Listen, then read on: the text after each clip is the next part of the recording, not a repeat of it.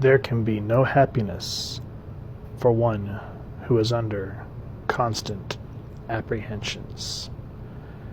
Hey everyone, those were my thoughts. That quote kept going through my mind while I was reading X-Force number 2 today.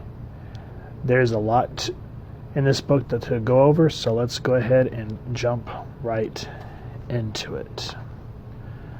For those of you that don't remember, Xavier was assassinated last issue. And so here's kind of the fallout and the stakes of what happened. Magneto says, "If only I had been there, I could have stopped the bullet.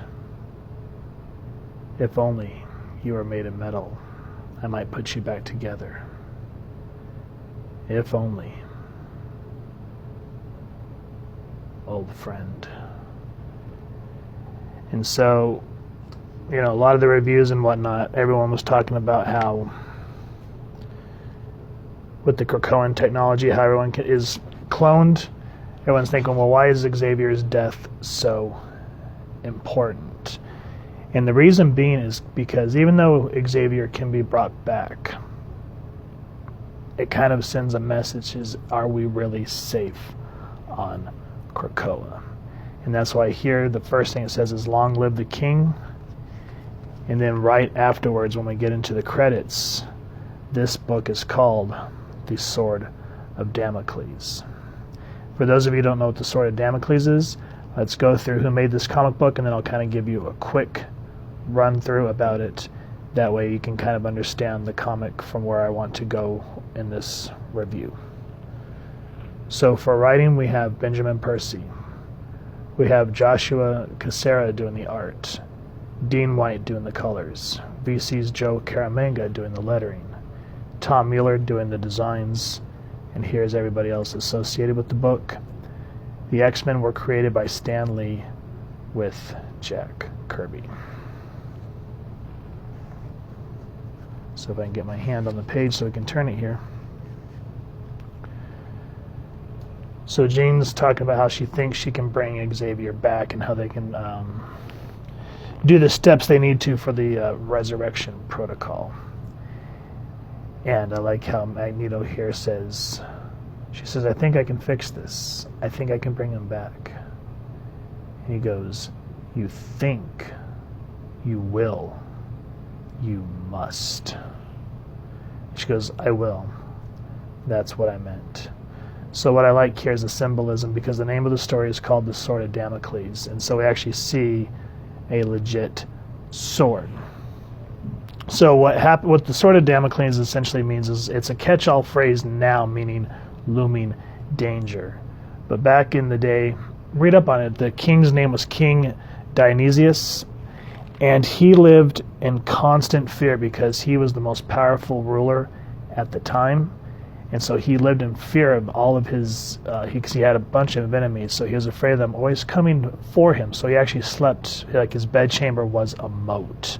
And he only trusted his daughter to shave him. He wouldn't let anyone else touch him. So anyway, there was someone that came to his court and was kind of flattering him. And King Dionysius said, "Well, why don't you come see how it is to be a king?" And so this flatterer got to kind of live lavishly for a little bit. But Dionysius put a sword hanging by, I think it was a horse thread, hanging over this flatterer's head. And the flatterer kept noticing the sword and got more, got more afraid of it falling, and he couldn't enjoy all the lavishness of being a king. And so he told Dionysius that he was going to leave because he couldn't tolerate that type of looming danger overhead. So that's kind of the Sword of Damocles saying in a nutshell. But yeah, check it out. There's a lot of interesting stuff about it. So I like that right here, that Benjamin Percy actually uses a metaphorical and literal sword. So that was kind of neat. Now, with all that said, Beast and Jean go to find a backup Cerebro, because if you remember from House of X number 5, I believe it was, when they were talking about the resurrection protocols, there's different cradles all throughout Krakoa that have backups of all the mutants' imprints. And so this is one of the cradles that they find. And you come to find out that there's another Cerebro, and Beast says that only one Cerebro can be live at one time. There cannot be two. And so he has to kind of go through and trying to figure out how to get this next Cerebro back online. And then, if you guys want to read this, you can pause it. It's called the Assassination Query, and it explains from, kind of, I think it's Sage's reports of how the Strike Force was able to find Krakoa and how they were able to infiltrate it. The one thing that I found interesting about this is it talks about the weapons that the assassins used was akin to the Reavers. So it makes you wonder how Donald Pierce's crew is going to work into the story.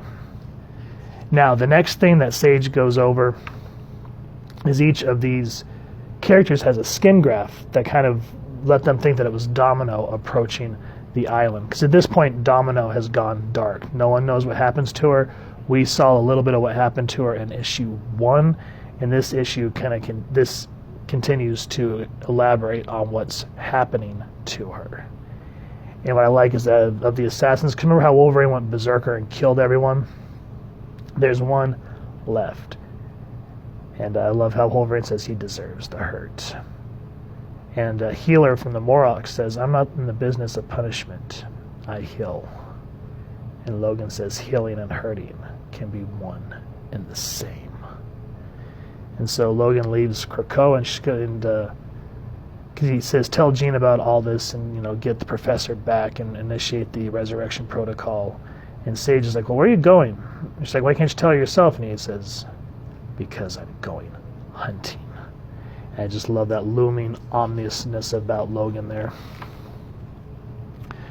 And that's where Logan's travels leads him right down together with Kid Omega. Now, for those of you that are 100% sure on Quentin Quire, he first showed up in Grant Morrison's new X-Men 134 and essentially tried to overthrow the school. And he's kind of ever since been an ever pain in the butt of X-fans and particularly Wolverine.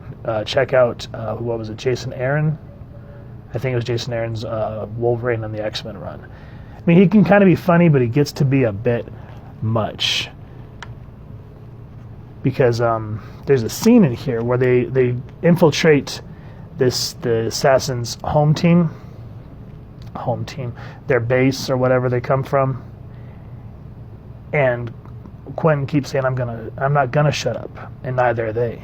They're going to scream and beg and pray and scream some more as they bow down before the gods of their future. And you come to find out that Quentin Quire is really torn up about Xavier dying. Now, here's the thing. Quire originally hated Xavier because he hated his dream. But he's like, I can respect the Xavier now because he has the same thought as me where the mutants are superior. And Logan warns him. He goes, I don't like the way you're talking. And he keeps saying, the professor wouldn't tolerate you talking like this. So you kind of start to see a little bit of a powder keg stuff happening there. Now you come to find out that these assassins, they are really not human anymore. They're more modified. So hence why the Reaver technology, because as if you remember Donald Pierce and the Reavers, they are more machine than human. Lady Deathstrike was one of them, and I can't remember what was the name of the guy that had a tank for a body. I cannot remember his name off the top of my head. Let me know down in the comments. But yeah, you start to see all this disgusting, very horrific, like a scary haunted house type thing of, or evil scientist lab of all these organs and whatnot. And Quire finds out that he cannot use his telepathy or his telekinesis.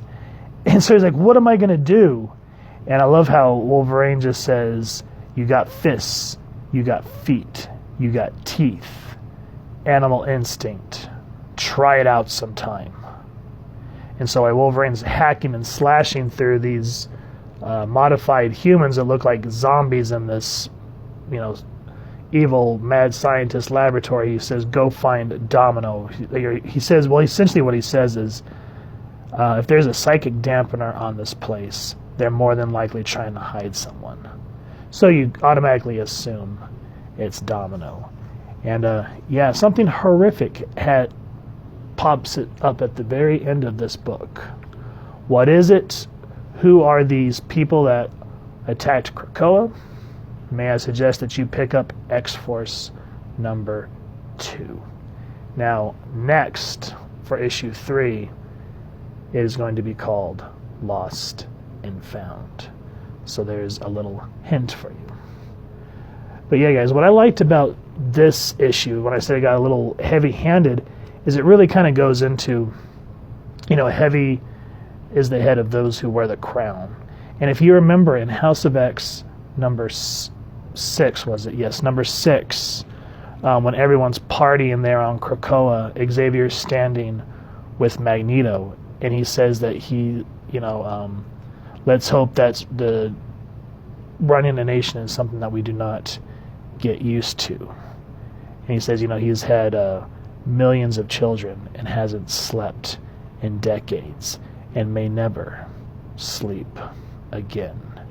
Hence why I like that Benjamin Percy is using Xavier as like a symbolic King Dionysius. And that's why I use that quote at the beginning saying there can be no happiness for one who is under constant apprehensions. Because as you can see, even though Xavier died in issue 1, which everyone kind of thought was like a cheap plot device, his death is not so much the repercussion. What the repercussion is now all these people on Krakoa are thinking, how safe are we if the humans can track us and kill our leader? And that's where the interestingness of this story goes. So with that said, everyone, I would love to hear your thoughts on this comic book. You can either leave your thoughts down in the comments below or on our social media pages. I will make sure to link them in the description area down below as well, because we love to have a conversation with everybody about these comic books and books that we review. Speaking of, if you enjoyed this comic or this review or both, please make sure to like, share, and subscribe. That way when you share the videos, you can get your friends and family excited about reading as well, and y'all can read and enjoy literacy together. And if y'all wouldn't mind, we'd definitely appreciate it if you'd hit that fancy little X-Force bell next to subscribe. That way as we continue to upload content, y'all can get notified and come to the page. So with all that said, I hope y'all have a wonderful new Comic Book Day Wednesday. Please make sure to go support your local comic shop and pick up some fun books, along with issues 1 and 2 of the Dawn of X X-Force run. I promise you will not be disappointed. So with all that said, thank you so much for stopping by, and I hope you have a lovely day reading.